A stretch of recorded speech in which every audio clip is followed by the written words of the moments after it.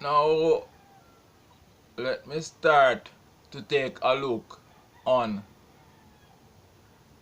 the connection with the spirits, or my connection with the spirits, and the communications and messages that they bring to me from time to time.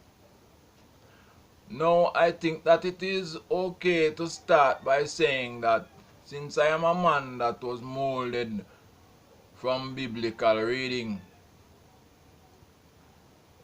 that it is biblically stated that there are certain means of communications between God and man.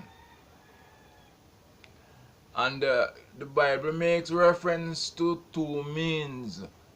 One that is called dreams and another that is called potent. Now, when one receives certain information by one of these means of communication with God and the spirits, then one is in what you call direct. You are now proven to be one of those that God is communicating with, because you are receiving the communication by one of the known means. Okay, the next thing is for the communicate. What do these messages contain? What do they say? Are they prophetic? Are they warnings? Are there instructions on how to live your lives? Because not all messages that come from the spirits or from God are all prophetic. Every time somebody speak to you, it's not going to tell you, tomorrow we're going to have this and tomorrow we're going to have that. Sometimes somebody might say, be careful what you're doing there because so and so. Or come over here and do this.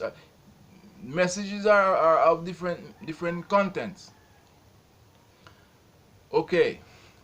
I also remember that from reading the Bible, because people like when you talk about the Bible so that they can understand, they can see eye to eye with you, that you're not talking out of their world, you're talking right in where you are.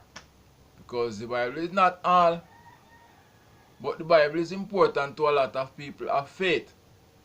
And I consider myself as being one of their own, or them being my people, because we are a people of faith.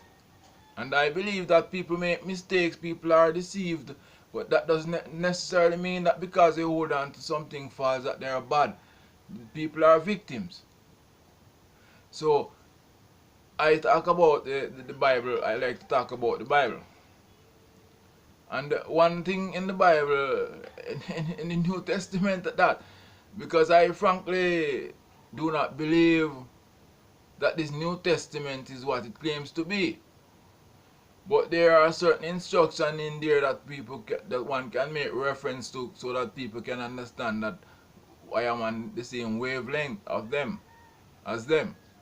And in one of this part in the New Testament, it says that when one seek gifts from the spirits, one should not seek supernatural things, like dancing in a way that is not beyond normal, and or speaking in tongues and probably healing or whatever. That one should seek the gift of prophecy, because it is said that the devil also knows tongues, and the devil is supernatural, so the devil can do things also with his spirits. But according to this Bible, right or wrong, they claim that only God knows the future and can reveal it. So one should seek the gift of prophecies. Well, one of my communications, area of communications, is that I have been shown a lot of things from the future. And